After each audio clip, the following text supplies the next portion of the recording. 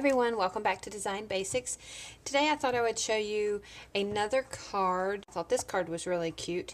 French script background, and what I did was I took some Whisper White cardstock, just a scrap, and I stamped it in basic black ink.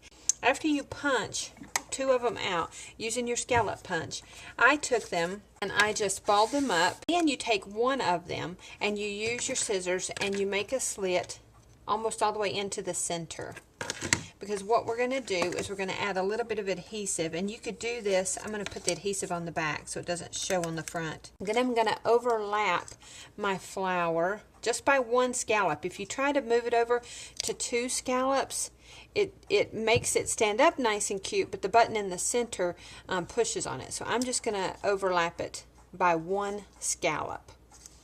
Okay, just like that. And then this flower, the top of this piece is going to nestle on top of the other one. And the way we're going to hold that is just with a couple glue dots. I like to put my glue dots on with whatever I'm going to be, pick it up with my cardstock. You could pick it up with a tip of scissors, various things. Alright, I say that, and then this one doesn't want to pick up. Of course, it's stuck to my thumb. Okay. Now, since this is words, I am going to pay a little bit of attention to the direction, so I don't have one going one direction and one going the other direction. There we go. Now that it's stuck on, I have this cute little flower. Okay, just like that. And by virtue of cutting it and overlapping it, makes it stand up a little bit, which is fun. Okay, so let me show you how to make the button that goes in the center.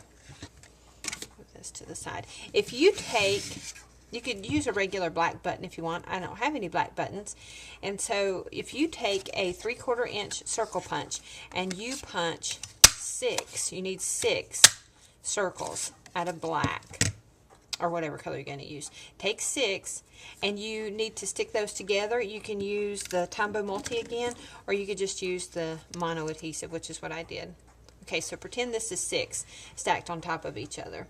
Then you can mark it. And I actually used, and I'll use it for you guys as well so you'll be able to see it easier. I used my white gel pen to make my holes to see where to punch. Now you'll need to, because there's 6 of these, it's really thick, you'll want to use your crocodile to punch those. And again, the reason I put the dots on there is so that I can look through this hole in the crocodile to see where to punch. Okay. Around so I can hold it with this hand. So just go ahead and punch 2 holes, and that makes a cute little button. And then what I did was I took a tiny strip of white cardstock. Here's one. Just take a tiny little strip. You could use some thread, some embroidery thread or floss, and use that instead. But if you just take a tiny little sliver of white cardstock, you can also put that in the hole, and it gives you the impression of having a button without using thread. And then the best way to hold this in place is to either use, again, some Tombow Multi, or you can use some mono adhesive, and then just fold one side over the other one, and then you'll need to put more Tombow, but you're going to want to cut this once it gets folded so you don't see it through the back side. And don't worry about seeing the mono adhesive on the other side, because you won't be able to see it. You won't see the back of the button once you have it on. Okay, so that's what I did here. The only difference is that this one has 6 layers. Can you see how nice and thick that is? Now I'm going to use, again, some glue dots, a couple of those, to hold my button in place.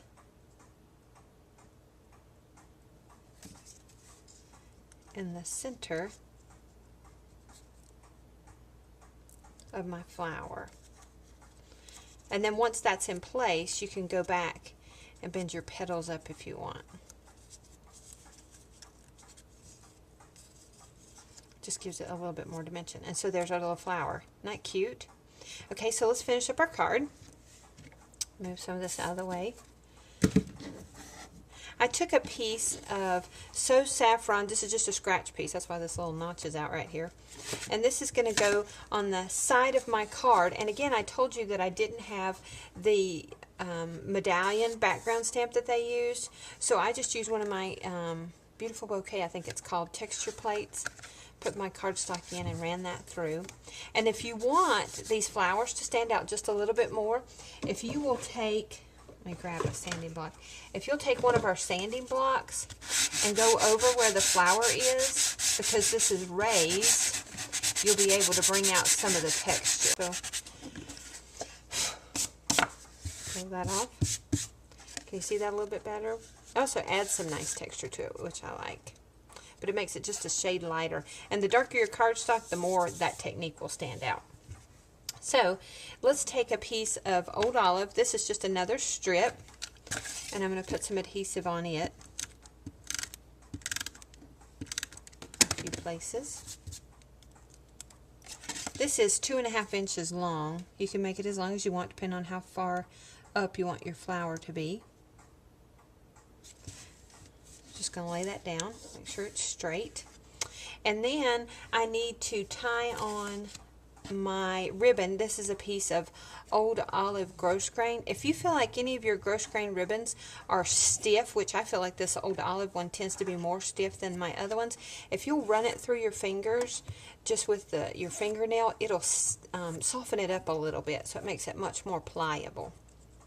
Okay, and now I need to punch a hole here to tie my knot and my mat.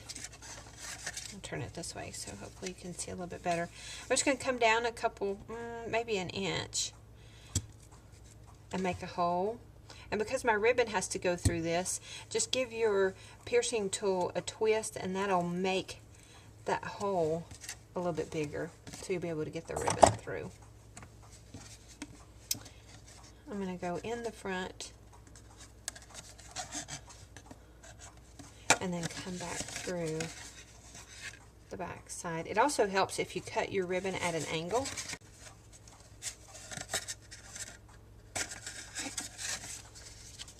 Just like that. See how, that's what I'm talking about, cutting your ribbon at an angle. Make it easier to stick through.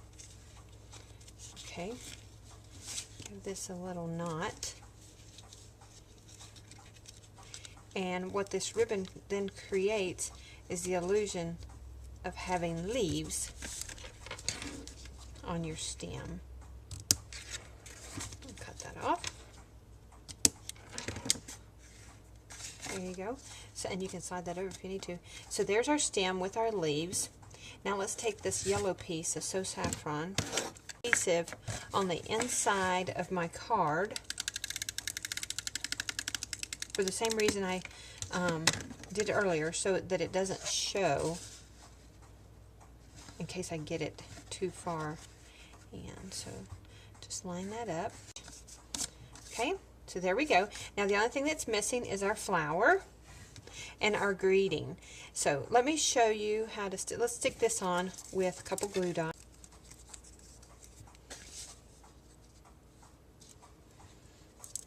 And flatten that all the way around just to make sure you get it adhered wherever the glue dots are, and then you can go back and pull the petals up on that inside flower to make it just the right height, the way you want it. Isn't that cute? I just think that's adorable. Now the only thing that's missing is our greeting, and I'm going to use the greeting from Teeny Tiny Wishes. You probably think that's the only greeting stamp I have. It's not, but I really do like it. And there you have it. A cute little thinking of you card that I put my own twist on. Thanks for joining me for Design Basics, and I'll see you next time.